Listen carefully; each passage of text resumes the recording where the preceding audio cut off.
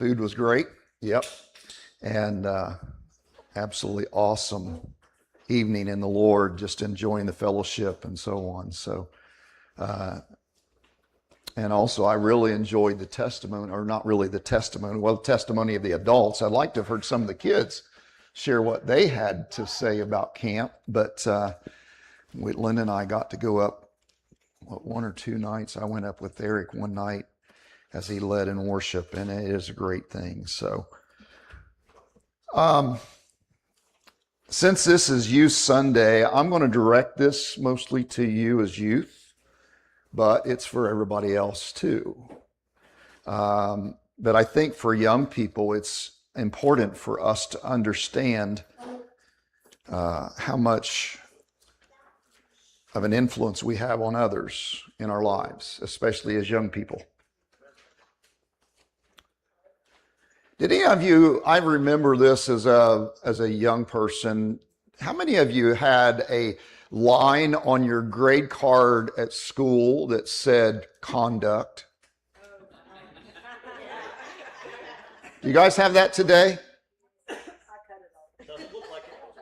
Evidently not. Really. I know I did. And I can't remember what my grades were, but I venture to say probably at times it wasn't the best as far as conduct. But in saying that, what is conduct?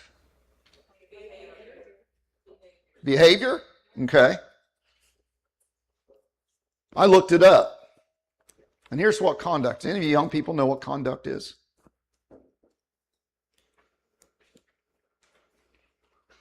No? You're going to learn. Because it's really important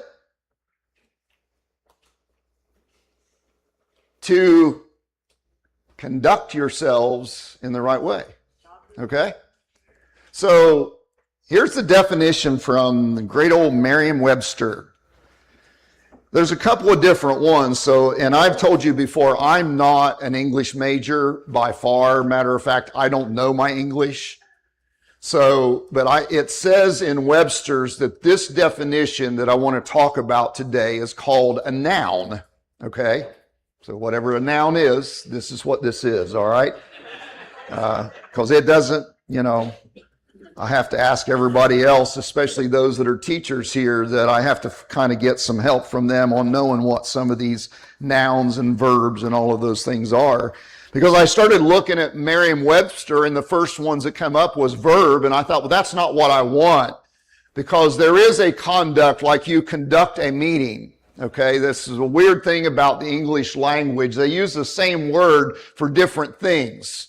And so that's not what I'm talking about here. What I want to talk about is this conduct. It's a noun, as I said. And it says a mode or standard of personal behavior, especially as based on moral principles. So in other words, conduct is your behavior. In school, when I was in school, they paid attention to your behavior.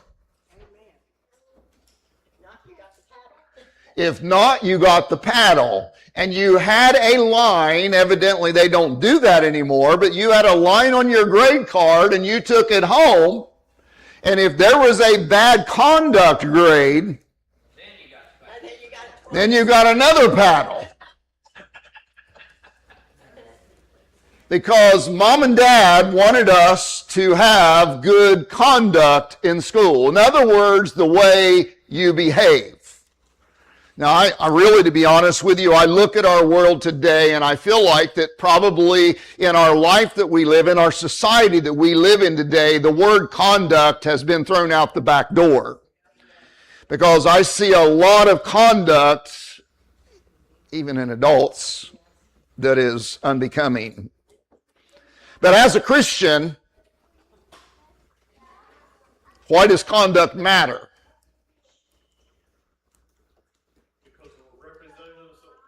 Because we are representatives of Christ. Exactly.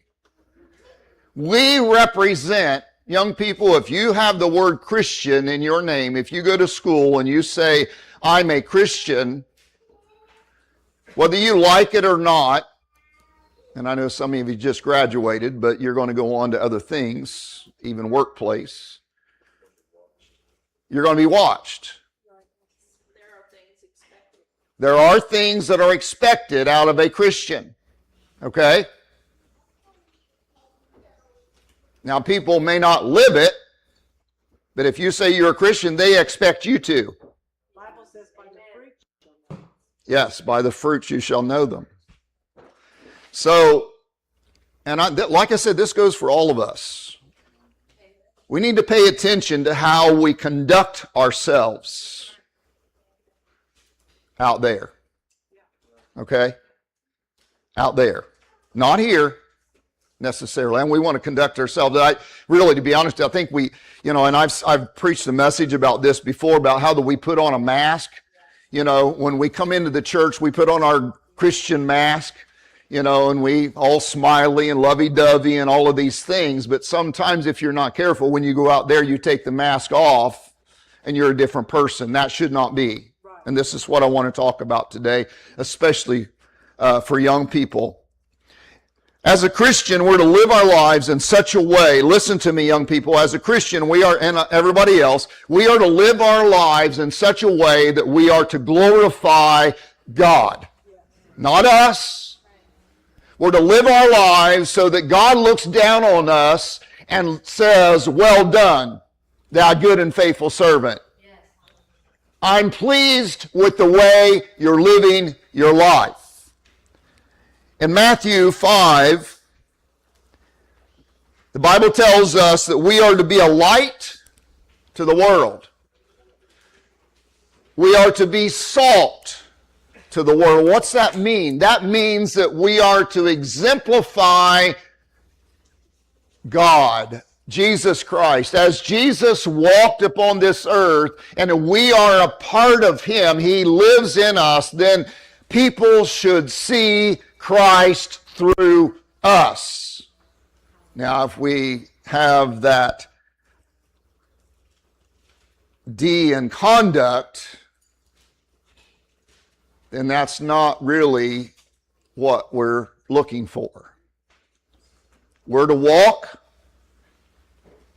we're to talk, we're to act like Christ would act. And I know that's years ago, you had the bracelet that said WWJD, and that's kind of went by the wayside. But let me tell you something.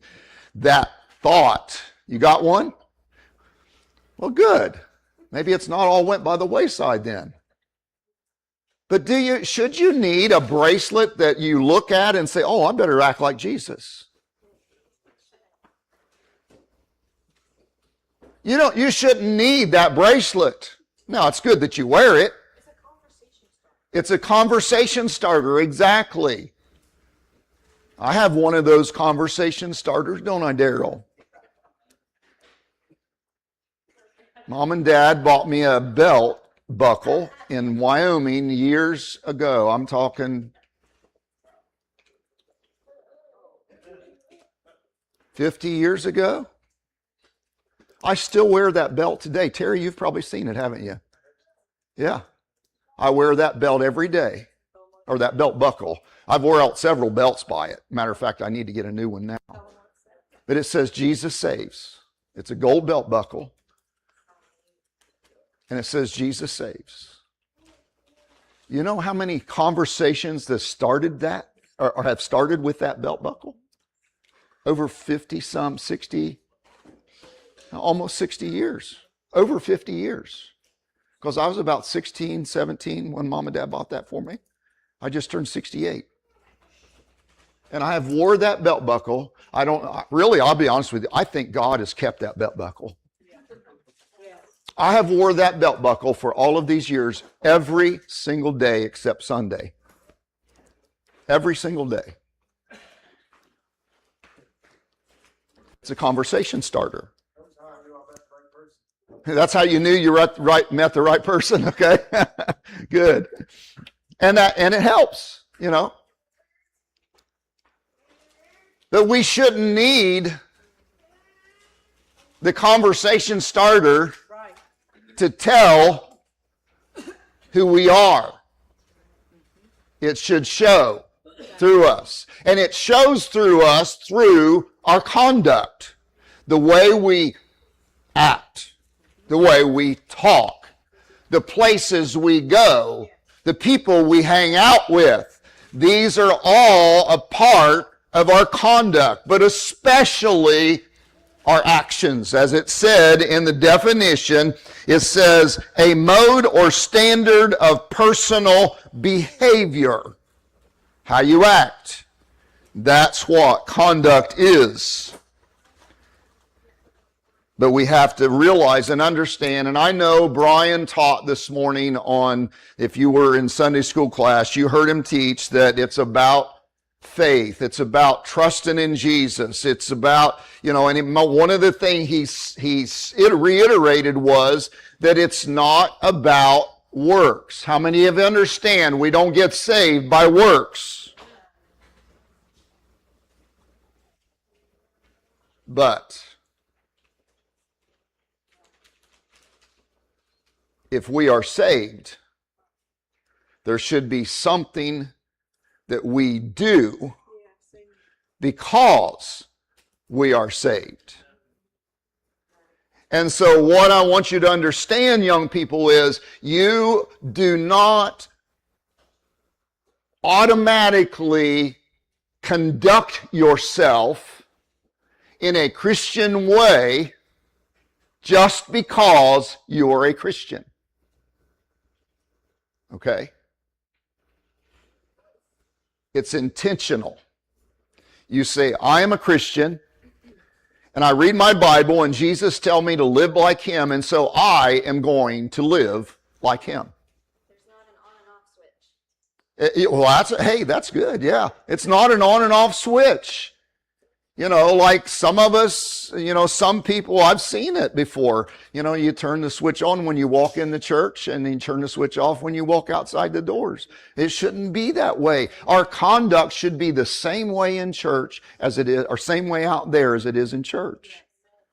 Because, and this is the thing, this is what I want you to understand, young people. We have to intentionally live for Jesus.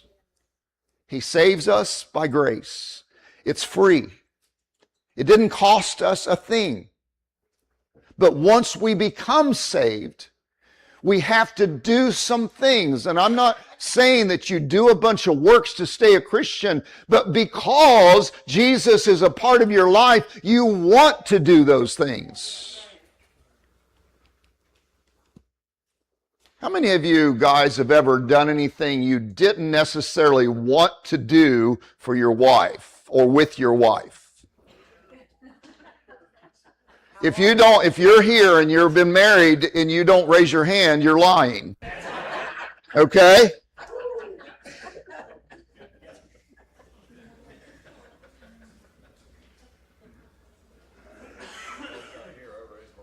Huh? Yeah.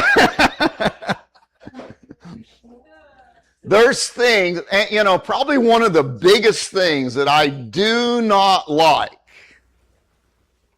is going shopping.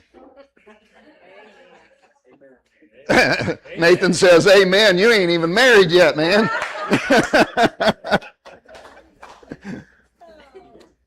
To go and sit outside of a clothing store, or not outside the store, outside of the dressing room and sit there and wait. And then she comes out, how's this look? Does this fit? Now what are you going to say? Are you going to be Christian-like and tell the truth? Or it is what it is. Yeah, Linda did that to Mom one time. She had put this dress on for church, and she asked Mom, how's this look on me? And she said, well, it is what it is.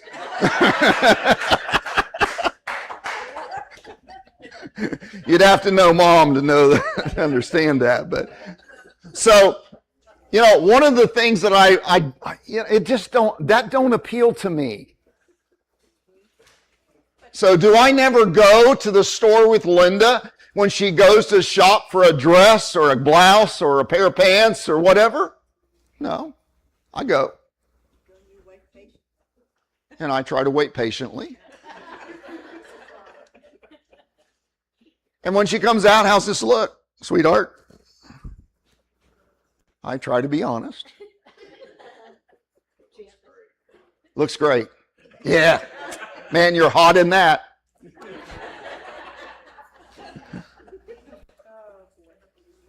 My point being, church, there's things in our lives that we do because we love. I love Jesus. I love that song. All I want to do is, what was the last part of that one song? The very end of it. I never caught that before. Huh? The very end of that one song, and it says, I tried to remember it. No, it's the very end of it. Something like that. Oh, you got the words up here? Well, find them for me, Serena. But I thought, There he is. Yeah, is it this? you're all I'm chasing now. Yeah. You're all I'm chasing now. So now, let me ask you this. When you're chasing something, does it just automatically flow that you chase it?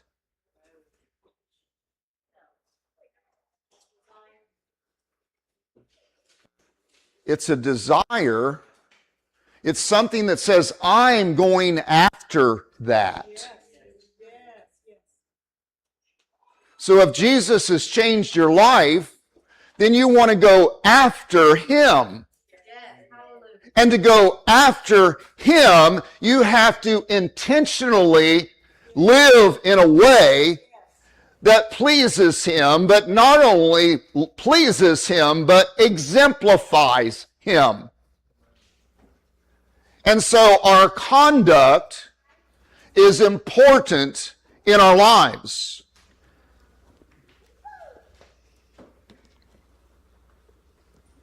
But we also have to realize something else.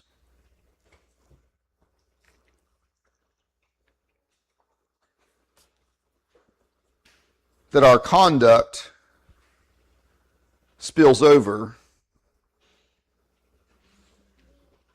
in our life to others. How many of you ever heard this people say, well, it's my life.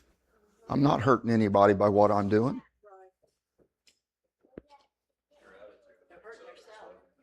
Huh? Your attitude affects others. Your conduct affects others.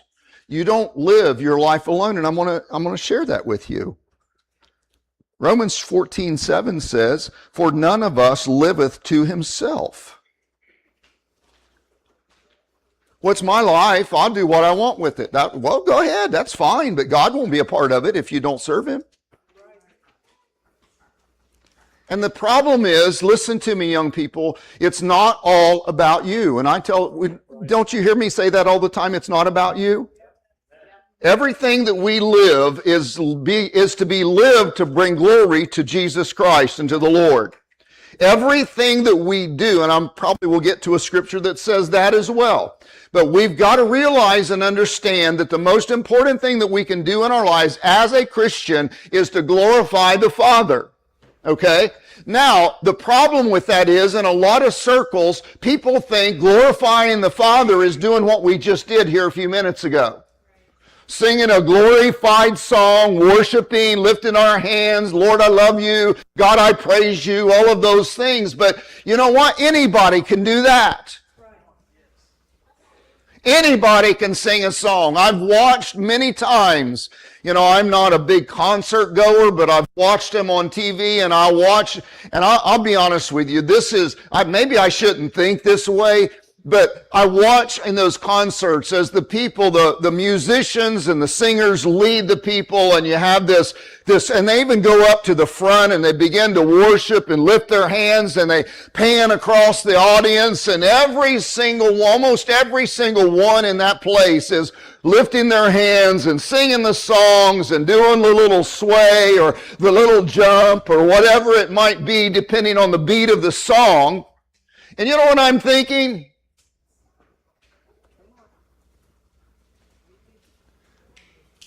How many of them have a relationship? Do they really mean what they're singing? Do they really lift their hands because they love Jesus and they're glorifying Him, or are they caught up in the music? Because one of the things I think about it, and I thought, God, if there are that many people, I'm talking, you get into, we watched this one thing where it was awesome. There was this group up singing, and God began to move in that music, and the worshipers fell on their faces on the stage. Prostrate, every single one of them. And the audience continued to worship. And I'm talking 10, 15, 20,000 people in this stadium. And I'm thinking, God, if that many people in that setting worship you and honor you, why isn't our world changed more?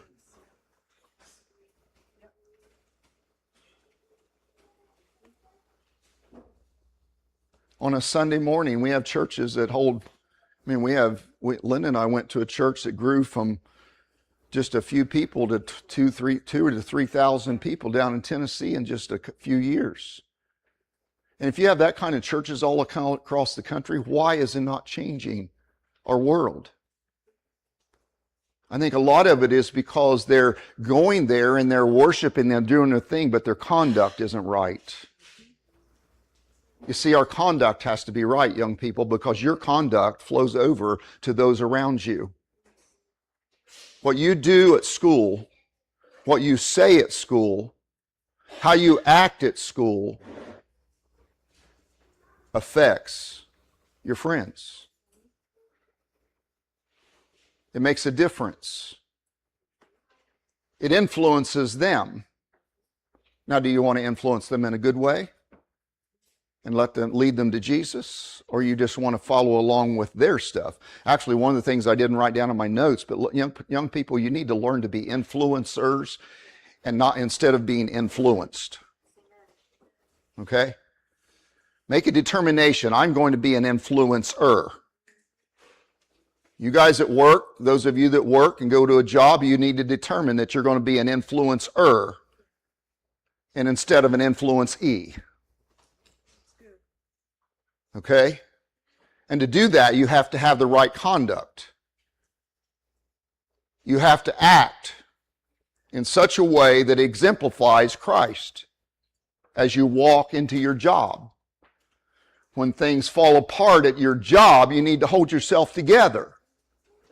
When somebody gives you a hard time, you need to pray for them and love them.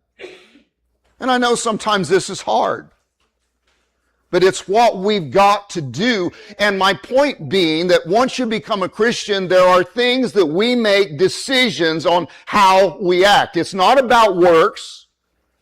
It's a decision to be like Jesus. Because you love Jesus.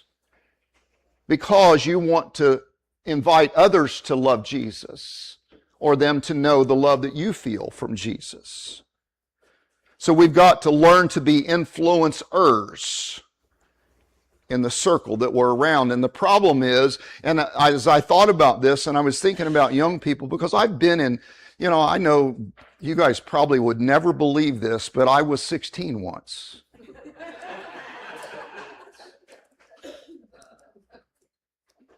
I really was. I didn't come out of my mama's womb like this at 68 years old. Yeah. But I was young once, and I understand. It's a challenge to be an influencer. And I'll have to be honest with you, there was times that I was the influencee. I never went off in no deep end or anything, but still, to be a part of the crowd, sometimes we have a tendency to let our guard down. But what happens when you do that is you influence your classmates, your friends, your co-workers in the wrong way. when we're always, every day, we are to be influencers of Jesus. He tells us, I already said it, he tells us to be light to a dark world. He says it's like a city set on a hill. And if you want light, you don't put it under a bushel, right? The little song that the kids sing. Hide it under a bushel. No. Let my little light shine. Yeah, it might be a little light, but it can shine to a dark world. And it doesn't matter if it's little. It could still light up a dark room. If we profess to be Christians, we should live like it. Not just at church either. 1 Timothy says, let no man despise thy youth. This was Paul talking to Timothy, a young man that was set into the ministry. And Paul told him, because I'll be honest with you, I was in kind of that place, I'll be honest with you. When I was younger and God began to call me in ministry, I was a Sunday school teacher. I started out teaching teens like you guys. Then I went into young adults, more like Dustin and Tabitha and some of those. Actually, Mark was in one of my young adult classes, him and his wife at the time. And then I ended up teaching the adult class. I'm 25, 30 years old. And I'm teaching a previous pastor and his wife. I'm teaching my Sunday school teachers. Brother Williams was one of my Sunday school teachers, and I co-taught with Brother Williams. I'm teaching, some of you remember Sister Newberry, very elderly Christian lady, Sister Coomer. I mean, these people that have been a Christian longer than I've lived, and I'm teaching them a Sunday school class. And I'm thinking, and I will be honest with you, I never had anybody come to me and says, you're wet behind the ears and you shouldn't be up there. Thank God. But to me, it was intimidating because I felt like that I should not be teaching somebody that was 60 years my senior and been a Christian about that long. We all have lessons to learn, and we should always be learning and growing. But he said there, let not man despise thy youth. And then he goes on, and this is what I want you to understand. But be an example of the believers in word, in conversation, in charity, in spirit, in faith, in purity. Paul was telling Timothy, you're a young man, but don't give those that you're leading any doubt of your faith. Young people, when you go out into the world and people know you're a Christian or at school, don't give them any doubt, don't open up any door to make them doubt that you are a Christian. By conversation, by actions, by the crowd you hang with, any of those things. Don't give them opportunity. That's what Paul was telling him. Don't let people try to put you down, but also don't open up the door so that they can accuse you that, oh, you didn't do that right. You're not living a Christian life. And I will tell you this, we're all going to make mistakes. None of us are perfect. I like what Brian said this morning. None of us are perfect. We're always growing. We're always learning. But we should strive to have a conduct that when people look at us, they say that person is different. They talk different. They act different. They don't go the places and do the things that everybody else does. And that's fine. You don't have to be like everybody else. Matter of fact, the Bible tells us to be separate from everybody else.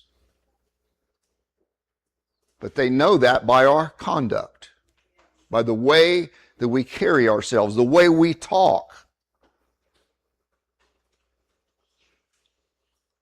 And you have to be careful where you put yourself in those places, young people, because you can become an influence-e instead of an influencer very easily.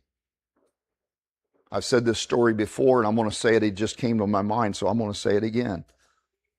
Years ago, when I was a teenager, this was before I had my driver's license, my dad had hired a young man to help deliver TVs and stuff.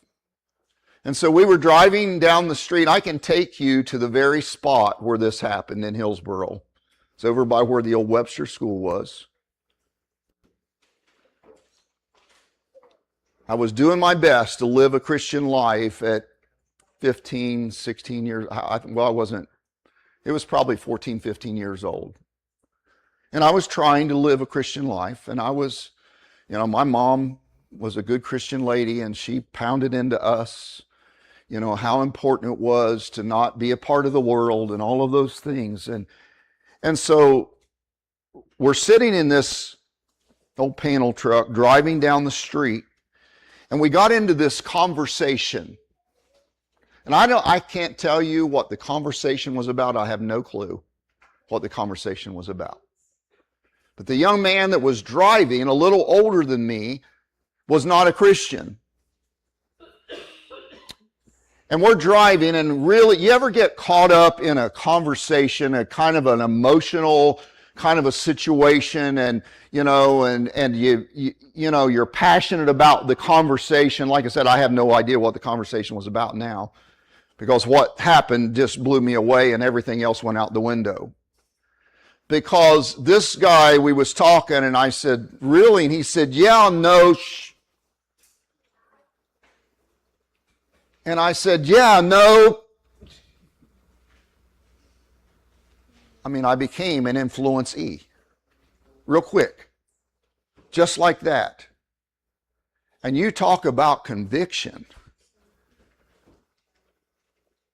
But it was because that I let my guard down and got wrapped up in something. And I didn't have any choice on who I was sitting in that vehicle with, but I had a choice to pay attention to my conduct. And I didn't. I got wrapped up in the conversation.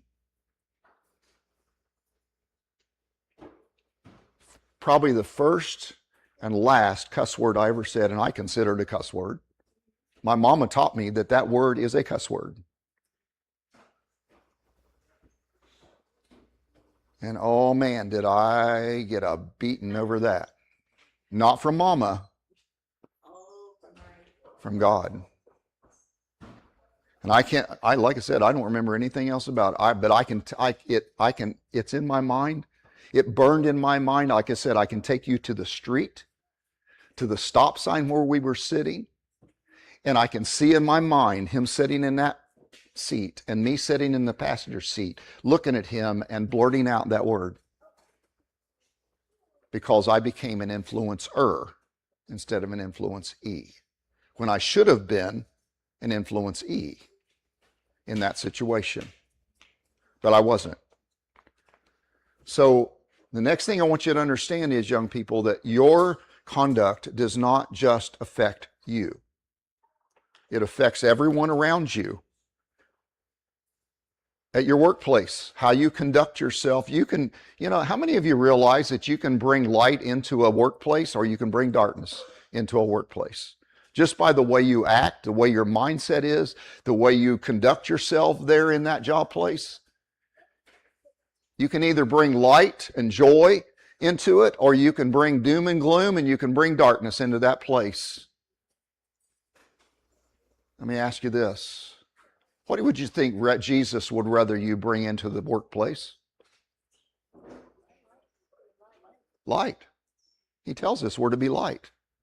We're to have joy, peace. Linda said the fruits of the Spirit.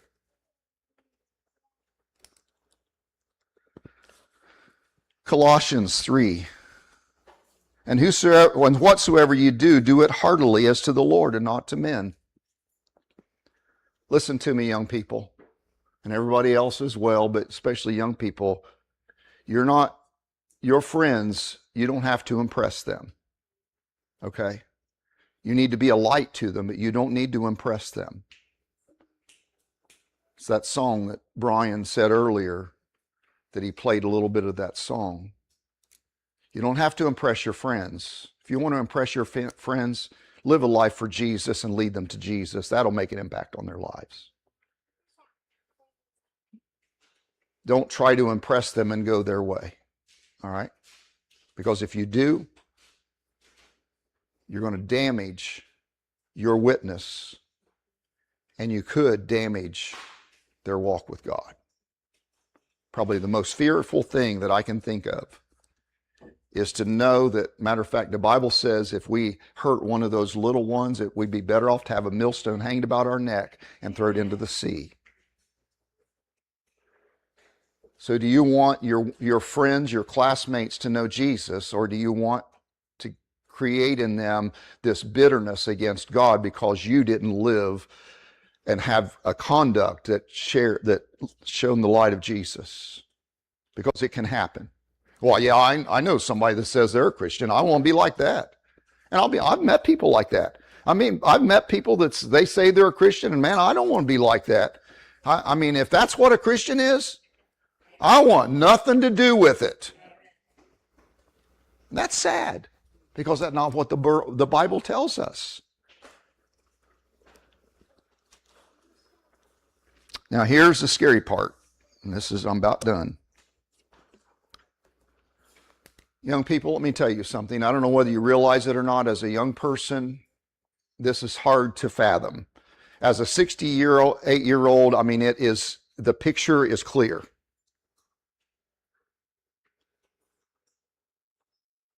You're going to stand before Jesus one day. Now, I'm way closer than you, probably.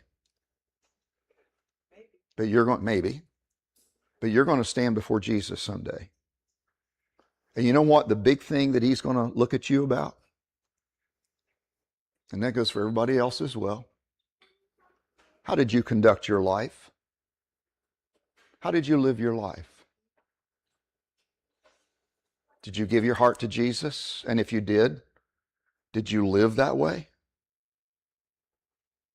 At school? Out in the world?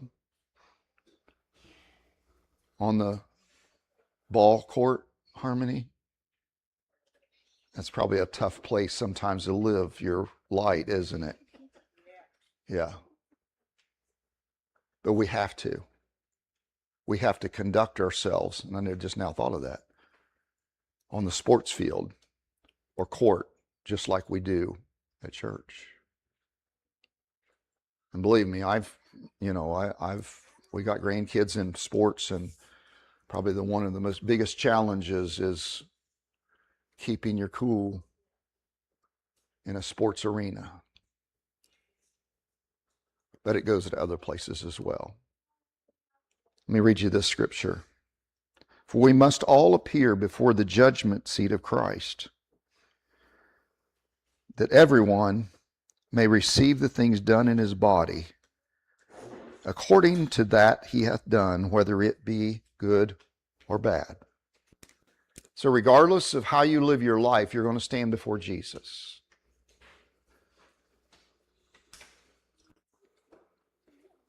But what will Jesus say when you stand before him? I preached a message one time, no regrets. We need to live our lives with no regrets. We need to live in such a way that when we stand before Jesus, we can say, I'm pretty sure that he's going to say, well done, thou good and faithful servant. Not been perfect, but when I wasn't perfect, I asked forgiveness and I made things right.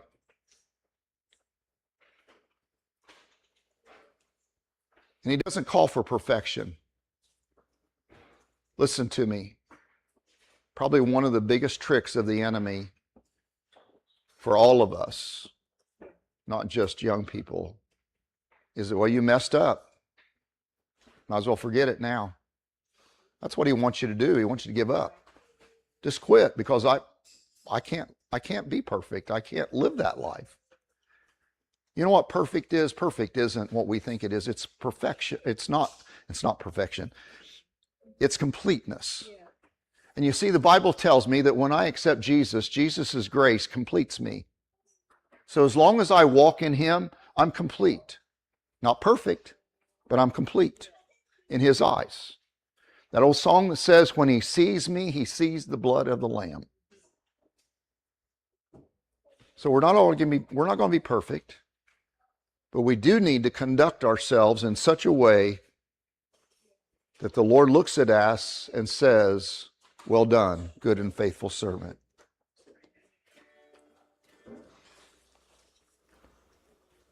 And I don't know about you, but I do not want to be the reason for somebody to turn away from God. That's a scary place to be. I don't want to be the person that has influenced somebody in a negative way because I say I'm a Christian, but I haven't lived it. And so they say, that's what a Christian is. I don't want nothing to do with it. Because that influence could carry them through the rest of their life. That's not a good place to be. So it's our responsibility every single day to live in such a way that Jesus is Lord of our lives. And as Linda said earlier, to live the fruits of the Spirit in our lives. Every single day. Not just on Sunday, but every single day. And if we live the fruits of the Spirit, we can influence others by our conduct. We can love, we can have joy, we can bring joy into the workplace. We can bring peace into the workplace. We can bring hope into the workplace or into the school. Whatever it is, you can bring those things into it. If y'all would stand.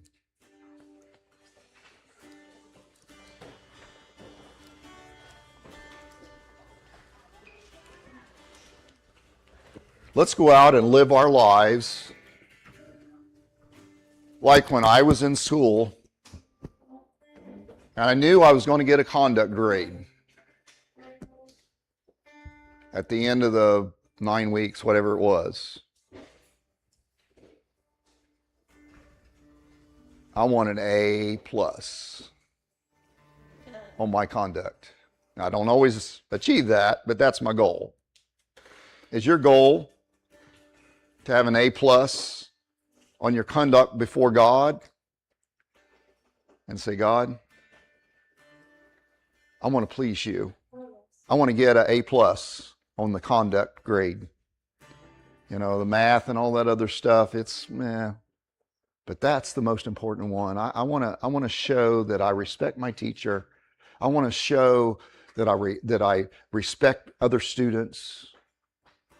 And that I acted right in class. I didn't throw pencils and erasers, and that's what conduct's all about. Didn't cuss. Your goal in your life should be to have good conduct and get a good conduct grade when it comes to Jesus, because like I said, every one of us are going to stand before God someday. But I got news for you. Don't look down the road and think, well, someday I'm going to stand before God, because you're standing before God every single day you live. God sees every act you do. He hears every word you speak. He knows every thought you think. That's scary. So you're not really what you're doing is pleasing him today and then waking up tomorrow and pleasing him again. And if you do that repetitively, then at the end of it, you say, how'd I do, God? He says, well done. Good and faithful servant. So I'm just going to open up these altars this morning. And if you would like to come before the Lord and say, God, my conduct has not been the greatest, and I want to make it better, help me. Because he will. But it still has to be intentional, okay? But he will help you live that way. Find you a place to pray if you would.